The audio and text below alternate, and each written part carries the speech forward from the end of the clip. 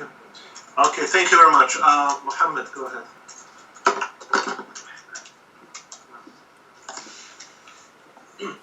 Assalamualaikum. So my name is Muhammad Rahman. So I'm a student of international relations, and I'm also from Indonesia. My question is the opposite that point out by Dr. Hisham in terms that here Sharia become a dirty word. But what I see is, maybe I can speak on behalf of Indonesia, that what I see is there is a populist like a demand that in terms that people want to have Sharia implemented. Whether there is like a local initiative aspirations or grassroots aspiration. So, and it probably is kind of a populist response similar that what we see in here, the populism that arise, but create different reactions where people want to live in more Islamic way. So how should we respond to that in terms that should we dismantle this aspiration with assumption that we are not ready yet and it will create backlash in the future, or how should we facilitate this kind of aspirations? So, yeah, this is my question. Yeah, I mean, of course, this is an issue that confronts a lot of Muslim societies, and it is important to again,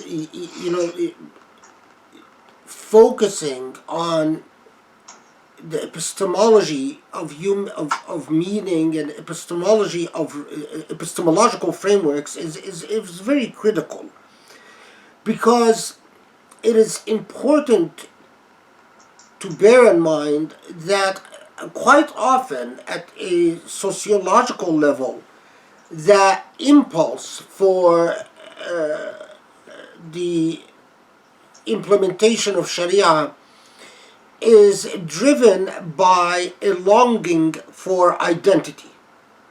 In many ways, a lot of at the sociological and popular level, many of those who call for the application of Sharia are not necessarily well learned about Sharia tradition, but they see it as symbolically as a construct that represents some type of authenticity, some fulfillment of authentic identity, a way of becoming rooted, if you will.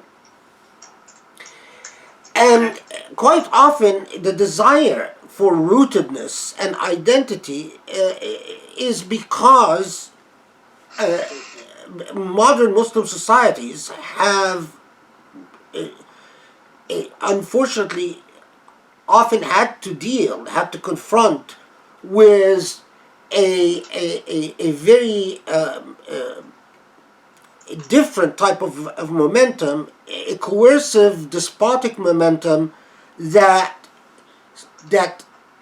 drives a wedge between Muslims and their native culture. So, in here, I'm talking about whether Ataturk in Turkey, or Nasser in Egypt, or the Ba'ath in Iraq and Syria, or Sukarno, or the various so-called modernizing despots and oligarchs that come in and basically say, in order for Muslims to become modernized, we will force them into modernity and drive a wedge between Muslims and their language and their script, anglicizing the alphabet, for instance, and driving a wedge between Muslims and even their inherited traditions. And a lot of times the desire, the call for the implementation of Sharia comes as a reaction to these despotic momentums. And why do I emphasize this point? Because I wish that the call, instead of for applying Sharia, I wish that there was a demand for understanding Sharia. And that's a very important difference. Because a lot of the demands for applying Sharia, it's like bringing the cart before the horse. You're applying positive laws, but it's like applying fiqh determinations. But we have to have a very serious questions whether these fiqh determinations in the current moment in fact run afoul, or in other words, are at odds with the principles of Sharia. To be more concrete and more specific, as a principle of Sharia is justice, mercy, compassion. Now, if we come today and we apply the fiqh determination, whether it's cutting the hands of thieves or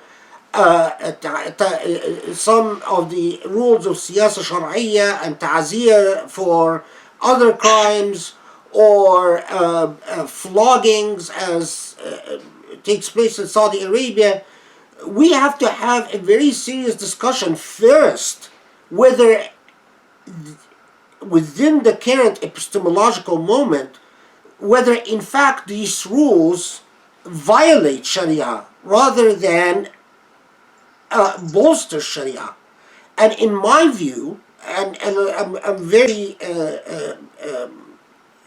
outspoken about this and very clear about this, is that within our applying the many of the rules that you find in siyasa shar'iyya and the rules of ta'zir, or empowering modern governments with the types of ta'ziri punishments that we find in discourses on the siyasa shar'iyya, or the implementation of floggings, or the implementation of laws of evidence that are premised on two witnesses in many cases, or that discriminate between the testimony of women and men, or and so on and so forth.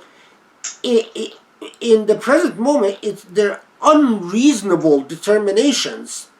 They produce unreasonableness, and by generating unreasonableness, in fact they run afoul of the Sharia principles of compassion, mercy, and justice.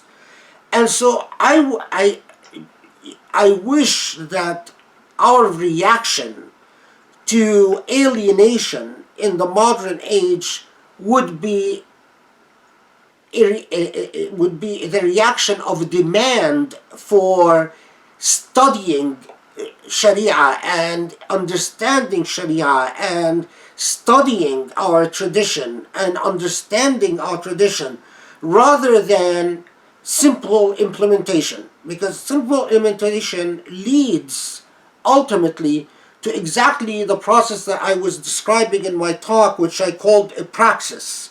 Praxis, in the sense, it's a unresolvable contradiction.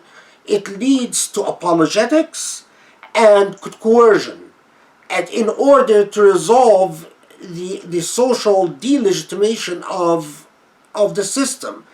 And nothing could be nothing could be worse for the legitimacy of Sharia in the modern age than apologetics and coercion. Because as I said, when law relies for its existence on the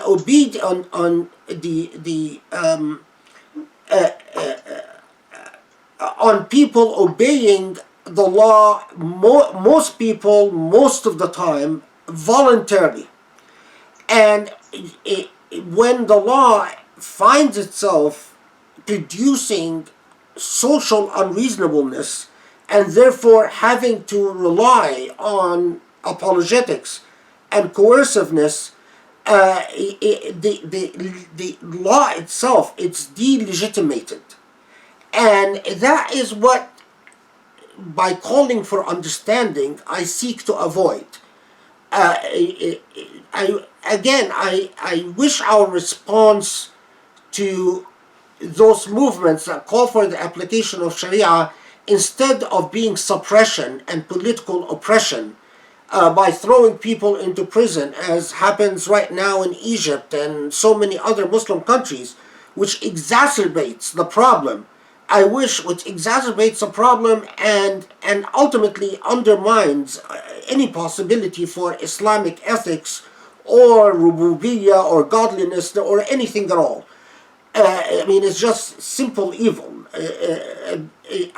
I wish the call was, or the response was, an impulse towards study and understanding and a further involvement with the tradition through exploration and investigation, instead of either application or suppression. Either Islamic,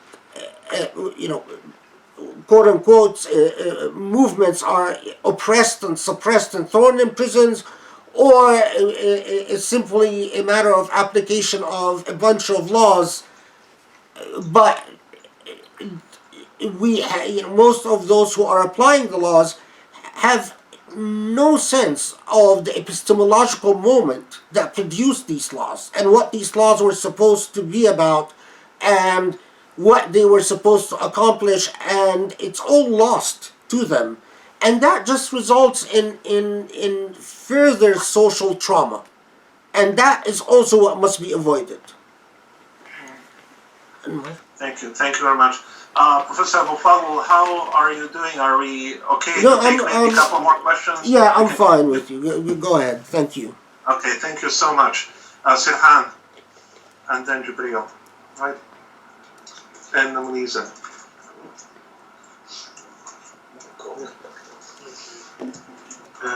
Professor, my name is Serhan Tanrıverdi. I am a PhD student at sociology and study contemporary Islamic thought and epistemological shift. So my question, you often mentioned the importance of being reasonableness in order to rethink Sharia, Islam in the today's world and make a necessary epistemological shift in Islamic thought. In this sense, could you please clarify or make some basic distinction between the reasonableness and modern secular rationality? Are they similar or overlapping concepts or different worldviews, different methodology? And finally, giving substantial importance to being reasonableness can lead to internal secularization of Islamic thought. Thank you. Yeah, of course, that's a very good question. Again, I preface what I'm going to say with you should review my discussion on reasonableness in my latest book, Reasoning with God. And just so the audience knows, there was a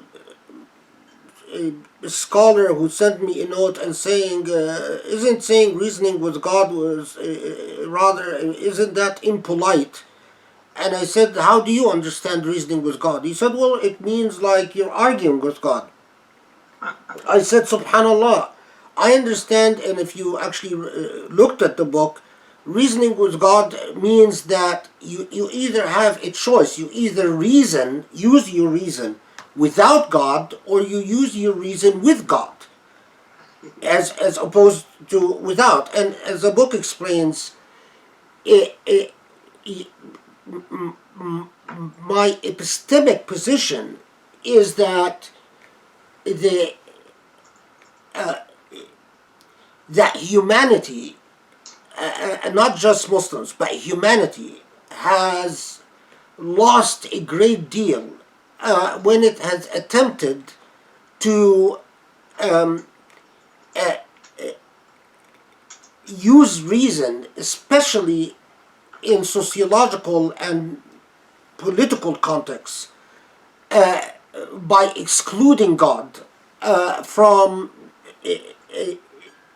its interpretive spaces. And when it comes to Muslims, I am very explicit about the use of reason with the divine, not in exclusion of the divine. And in fact,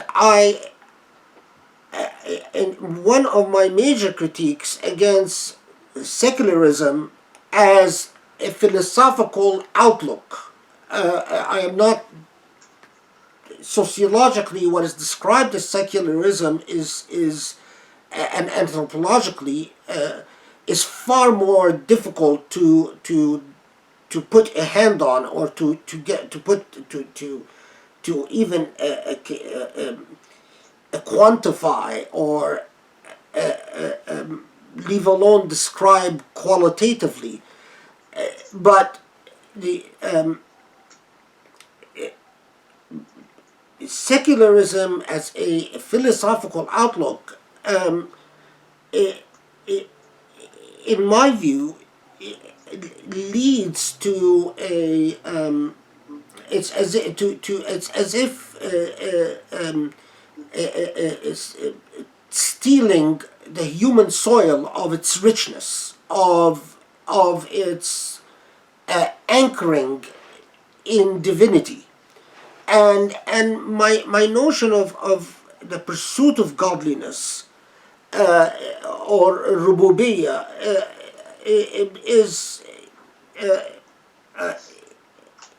is intentionally, at least intentionally, logs ahead, or wrestles with philosophical secularism. Now, so this is an important point. Why? Because when we talk about reasonableness, we must differentiate between a philosophical or reasonableness in political theory and reasonableness in sociology or in anthropology, but I mean sociology is really the correct word. And any jurist who is worth their salt knows that concepts, I mean, even the interpretive methodologies of the Islamic legal tradition, the interpretive methodology of Islamic legal tradition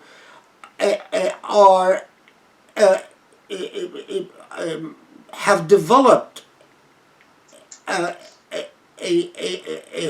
cumulative methods of dealing with sociological unreasonableness. I mean, think of the numerous discussions in the Islamic legal tradition on maslaha, on darura, and on hajiyat, and on ikrah, and on ilja, or whether bay' al-mulja, or all different forms of ilja. All of these are legal methodologies to deal with what is perceived as sociological unreasonableness, and it's dangerous to think, and this is a mistake that many Muslims fall into, to think that legal methodologies of dealing with sociological unreasonableness are a philosophical response. They're not. They're simply legal tools that were developed by the Islamic legal tradition in order to negotiate what is seen as the law producing results that sociologically are problematic. So I go back again to this really good point. Well, is the notion of reasonableness in effect a form of rational secularism? And the extended argument that you find in Reasoning with God, the book, the answer is no. Reasonableness, as I talk about, at the level of political theory, I take issue with vulgar notions of secular rationalism. And what I mean by vulgar is, the secularism is a very broad term. It's a term that it's quite vague.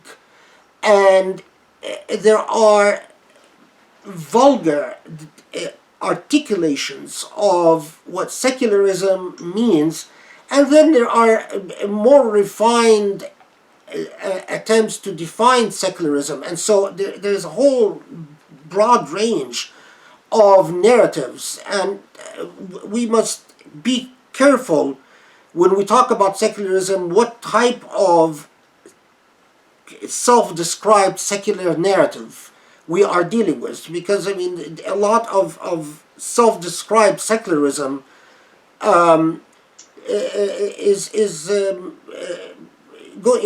it's all over the place. It's not, you're not dealing with one type of animal. You're dealing with a genre that has, or a species that has produced so many varied animals. But I take issue with rational secularism at a philosophical level as a species. Now, and at a sociological level, here where I think a lot of the focus on epistemology and understanding the importance of epistemology, the fact, if I may give you an example, I'm a student of classical music. Among the things that I enjoy very much. And among the most beautiful pieces of music you can listen to is something known as the 6 Bach suites. You all heard of Bach, I'm sure. Well, among his most beautiful music is his 6 suites. He wrote the Brandenburg concertos that are quite beautiful. Saint Matthew's Passion, beautiful sacred music. But anyway, now the 6 suites, there is a Bach manuscript of the 6 suites, but this manuscript only tells us the basic structure of the music. But there are hundreds of interpretations, hundreds of possible interpretations of how to actually perform the 6 Bach suites, and they make a huge difference. Now imagine, if you will,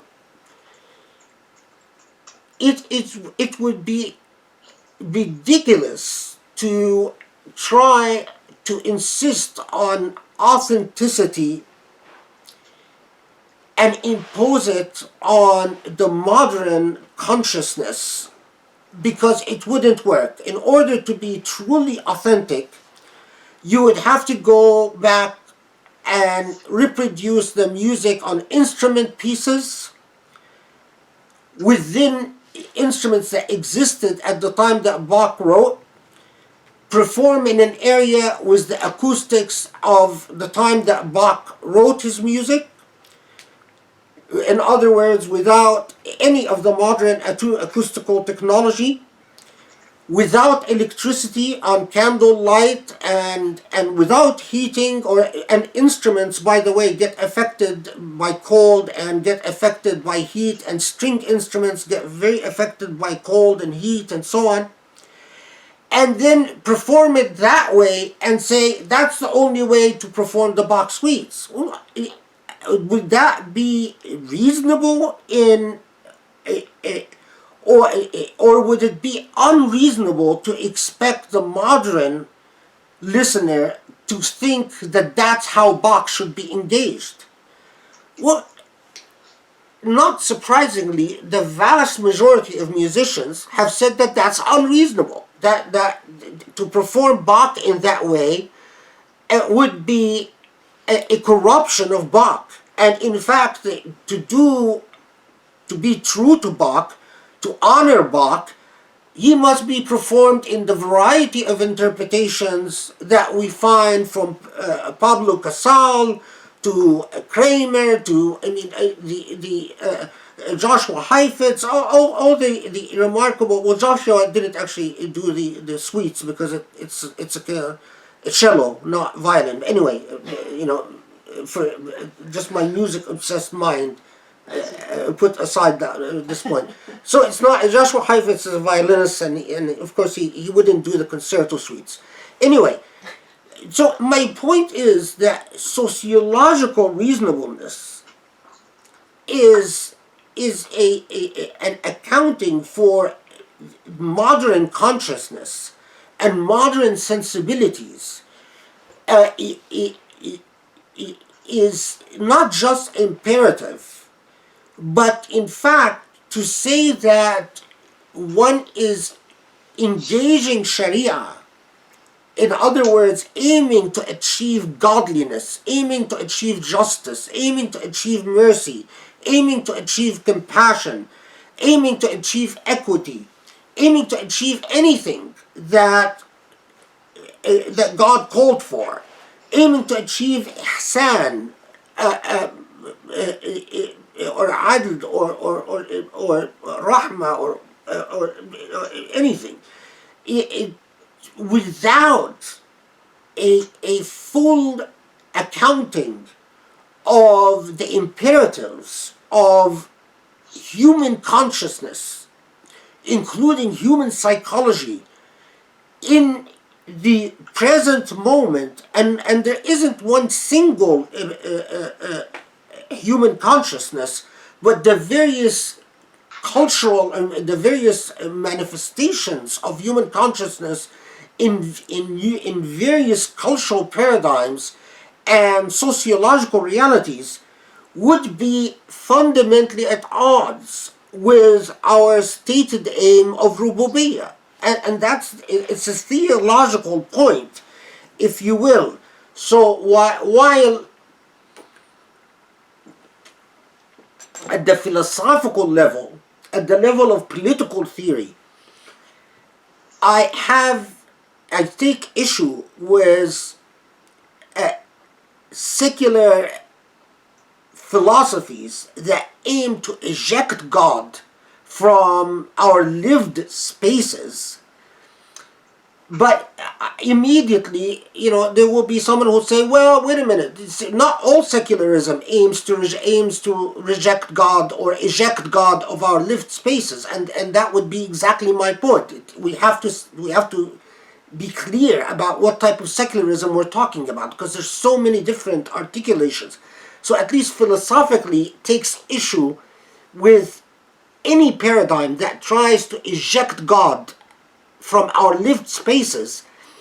While that's a philosophical point, theologically, I have a very serious issue with any methodology that attempts to achieve rububiyyah, godliness, while not having a methodological framework for taking account of human consciousness as it evolves and mutates and develops in various historical periods and various cultures. And the test for reasonableness I develop in Reasoning with God, there is a definition of reasonableness that I produce for whatever it's worth, but that definition attempts to be a test for investigating whether a methodology manages to incorporate epistemological variance, if you will, epistemological contingencies, or put differently, manages to incorporate and take account of human consciousness. Now, final point, I don't know whether this is what is sometimes referred to as the secular creep, meaning the sneaking in of secularism through the back door. And that's often a critique to a lot of reformed thought, if you will, or if you want to call it progressive thought, or whatever you want to call the thinking of people who try to deal with time and space and its evolution, is that, often the critique is, aren't you opening the door to secularism through, from behind, from the backstage? My answer is I don't know what that question really means, because we are thoroughly a product of our historical moment.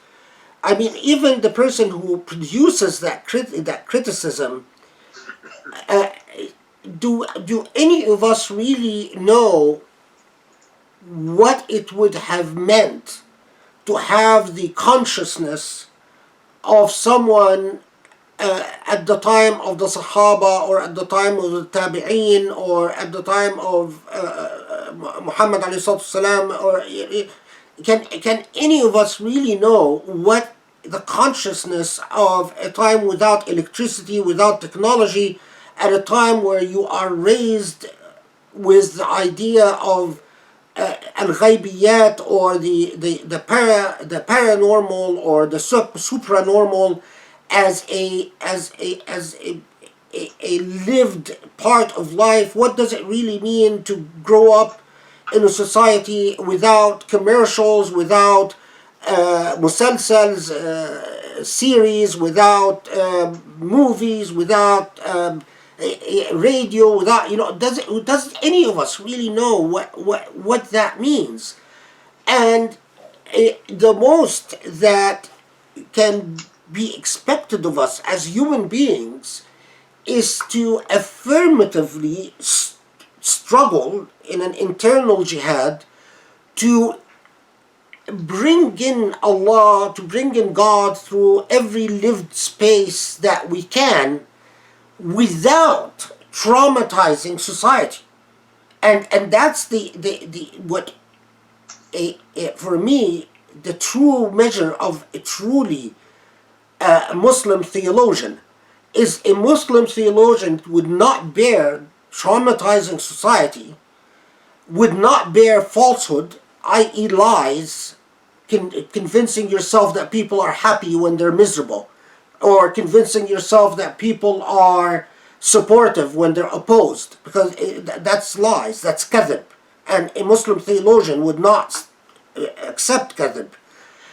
In other words, remaining true. And at the same time, doing consistent da'wah within oneself, because having Allah within is a huge obligation and challenge, and at the same time doing da'wah to plead to people to opening as much space as possible in their own lives for rububiyyah, for godliness. That is the most that you can expect from us. And so the critique of creeping secularism is often it's somewhat like saying, well, aren't you breathing pollution? Well, can a modern human being exist without breathing pollution? I mean, it's just it's all we have known since birth, and all that we will know till death. I could go on for hours about this point, but thank you for bringing it up. Anything that you could go on for hours is always something that you should be grateful that it was brought up.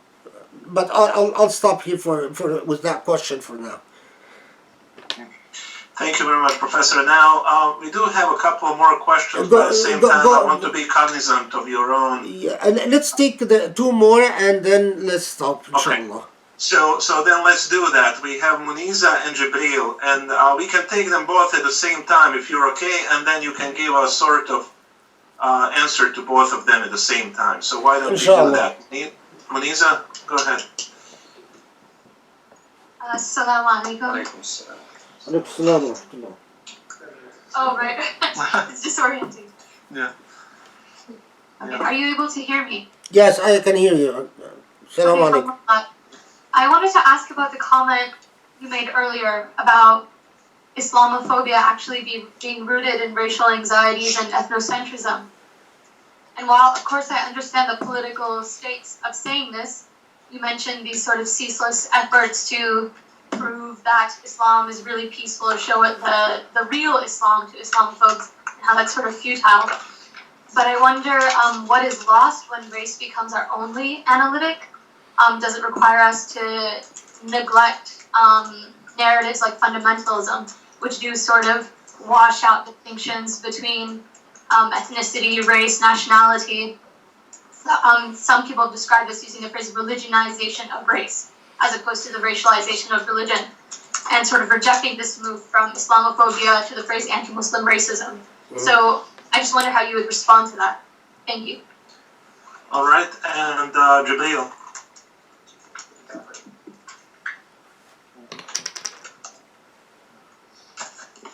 Assalamu alaikum. My name is Jibril. I'm a PhD candidate from the University of Arizona. My question actually relates to the same comment you made at the end regarding making alliances and the kind of essentially racist nature of Islamophobia.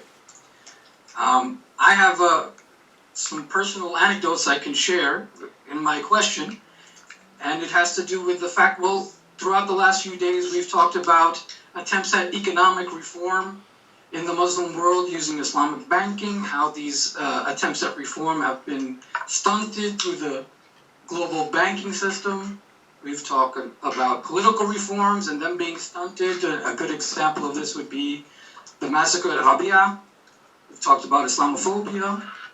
But at the same setting, I or someone else might mention, well, systemic racism in the United States, African American issues, Latino issues, and these almost immediately get derided as a kind of whiny liberalism, social justice warrior. You're a threat to the academy, a threat to true knowledge. What's the humanitarian ethic that we can access from the Shari'ah in order to show that these issues are connected? Okay, I mean, these are, alhamdulillah, they're questions that are part of the same problematic, if you will, and they raise very important and very pressing matters and very critical matters. The question about the relationship of race and which in many ways, I mean, it's a question about what type of narrative do we adopt as American Muslims or Muslims in the West,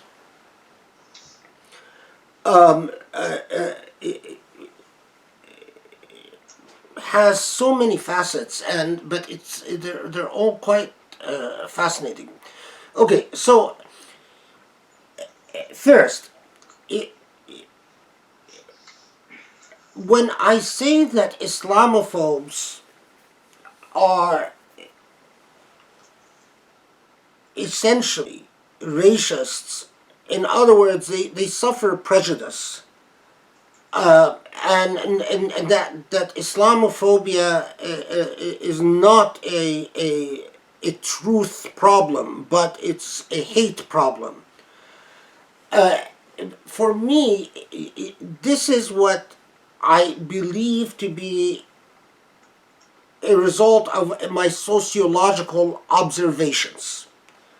I mean, I've had an occasion to observe the rise of Islamophobia from the 80s till today. From the time that Joseph Bodansky wrote his book Target America, from the time that Daniel Pipes wrote his article The Muslims Are Coming, where he talks about Muslims having foods that smell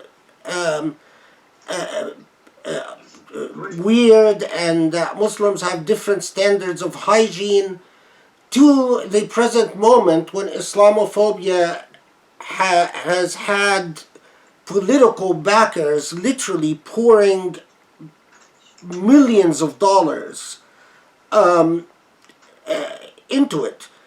And I've engaged Islamophobes in the courtroom because, whether you know this or not, there is what has, since Trump's election, there have been several fronts. First, there were all the anti-Shari'ah legislation, and then the legal challenges to the anti-Shari'ah legislation, the attempts to pass legislation that requires anti-Shari'ah oath from public employees, to, since Trump's election, the efforts of some private businesses to refuse to serve Muslims. And what happens is that Islamophobic organizations come in and provide legal representation to these private businesses. And not just legal representation, they provide free expert testimony, so-called expert testimony. And when you engage the so-called experts provided by these Islamophobes, it's remarkable how their narrative is unwavering and highly selective. I mean, it doesn't matter what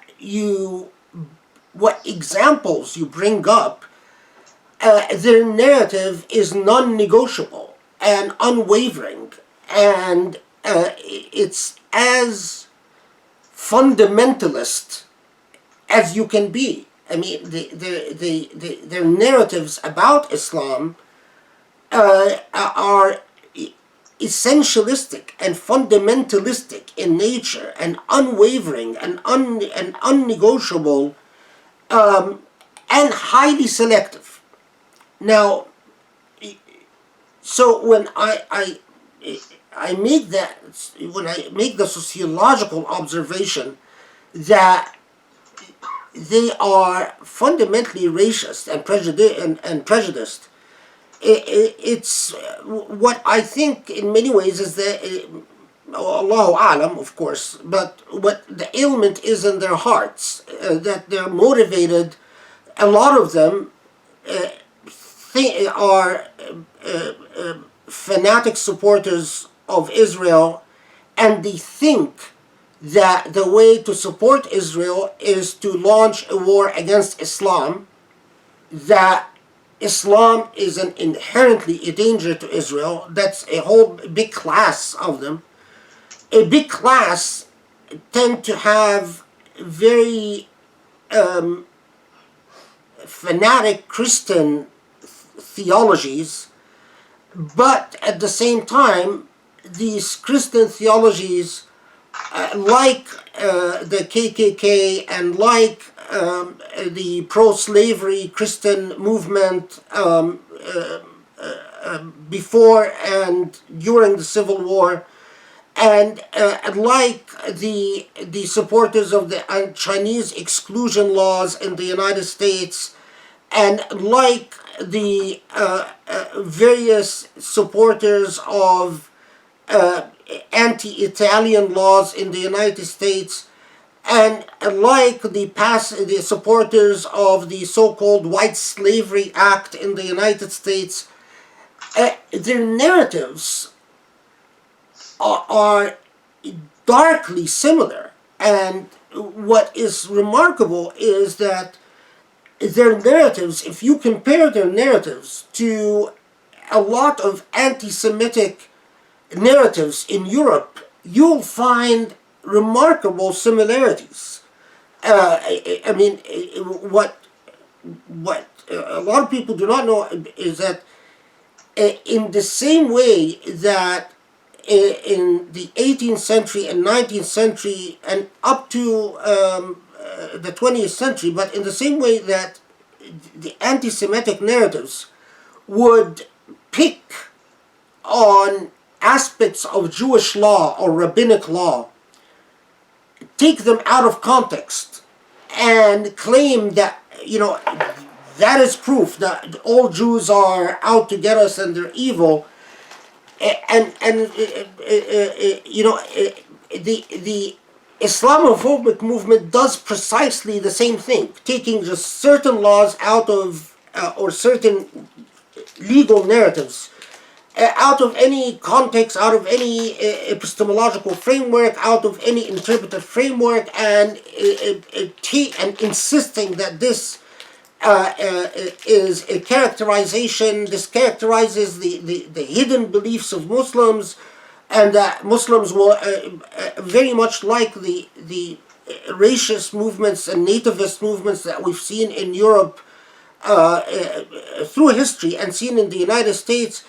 It's a remarkable sociological consistency and constant factor is that they call the native a liar. I mean, it's quite amazing because it's always, whether it's the Chinese American is characterized as deceitful and lying and dishonest, in anti-Semitist Europe, the Jew is deceitful and lying. In so many racist narratives, the black person is deceitful and lying and conniving. And very much like the Islamophobic narrative, Muslims are deceitful and lying and conniving. And so when it quacks like a duck, it walks like a duck, it's a duck. And so when I say it's racist, it's because it smells, tastes, feels racist, and so it's racist. Now, however, you raise a very critical point, and that is the attempt by some Muslims to racialize Islam, and meaning of this, to in order to fight off Islamophobia, to describe Islam primarily in racial terms. And this is embodied sometimes in even grotesque efforts, and I mean grotesque, of characterizing Islam as basically an identity framework rather than a theology framework. So you hear ridiculous things like, atheistic Islam. One can be a Muslim and can be an atheist at the same time. one can be a Muslim and reject even the 5 pillars of Islam. There was a book by the late, who is actually a friend of mine, Shihab Ahmed. He wrote a book called What is Islam, in which he basically, unfortunately, because it's very strong, he passed away, so there's the opportunity to engage him is no longer there. But nevertheless, that doesn't stop us from saying that the book was published by Princeton. It was very widely read, in which he rejects the definition of Islam on any theological terms, rejects the 5 pillars, he even claims that there are Muslims. I mean, some old sects of Islam said the pillars of Islam are 3 instead of 5, but for that matter, there are some sects that said the pillars of Islam are 6 instead of 5. Anyway, he rejects any pillars to Islam, and he says Islam is basically a sense of identity, an identity framework. And that's remarkably, that's quite dangerous, because Islamophobes spend a great deal of effort trying to characterize Islam as an ideology, not a religion. Why? Because if they do so, then it's no longer protected by the Equal Protection Clause. If it's just a political view and not a religion, so in a lot of the lawsuits I've been involved in, they expend a great deal of effort saying, the Islam is not really a religion, it's a political affiliation or a political outlook, and therefore Equal Protection Clause does not apply, and so on. Now, those racializing Muslims at the same time fall into that same trap quite often, because they like the atheist Muslim saying, well, Islam really is an ideology. It's not a religion. And to me, that's completely absurd. And so, to be quite specific in answering your question, in responding and pointing the finger at Islamophobes as racists, in fact, what I am doing is that I am exposing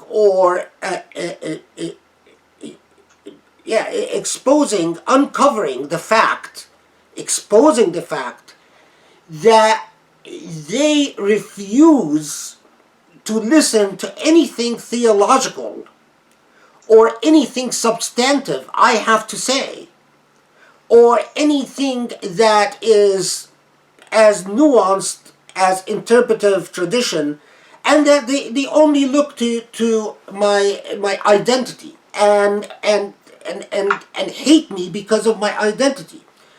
And look at the way Islamophobes deal with converts, for instance. They tend to be stumped by converts. They tend to simply dismiss converts as sort of mentally retarded or having some type of mental defect, and don't have a coherent narrative to dealing with converts other than, oh, you're just mentally deficient, so that's why you are what you are. But what their emphasis consistently is trying to portray Islam as an ideology. But again, they smell like racists, they talk like racists, they taste like racists. But in saying that, I must be very conscientious that maybe they hate me because of my race, but my Islam is not a racial identity, and it's not an ethnic identity. And in fact, my Islam calls upon me to overcome my racial identity and my ethnic identity, and to find a shared unity with humanity that is not, leave alone fellow Muslims, that is not based on race and not based on ethnicity.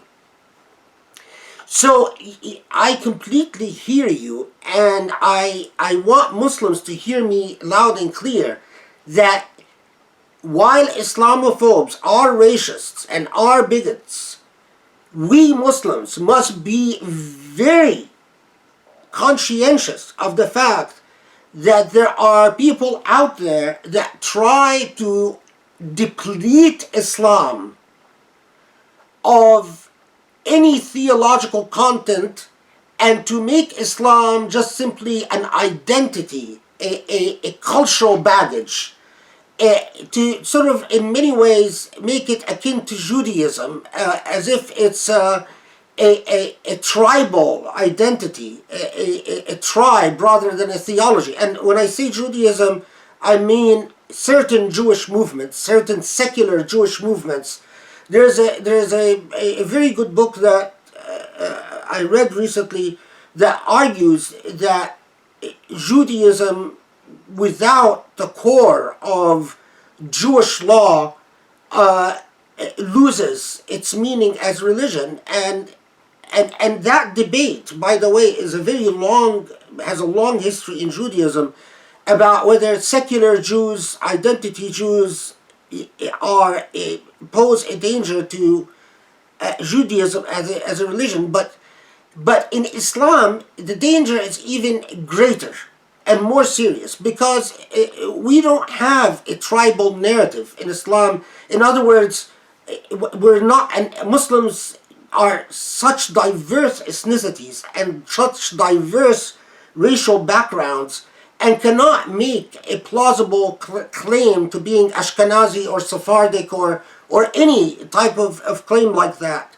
And they would have to fall back on this vague notion of a shared, broad identity culture, which if not negotiated correctly, poses a serious risk to Islam as a faith. I've seen some Muslims these days that say, well, what does faith mean? What do you mean by faith? Why do I need faith? What does it mean for, and to me, if you don't believe that La ilaha illallah Muhammad Rasulullah, you're free to not believe that. Go party as far as I'm concerned, but you're not a Muslim. If that's not a belief, all the power to you. You don't believe it, but you're not a Muslim. So I'm very clear on this point, and it is critical. Now, at the same time,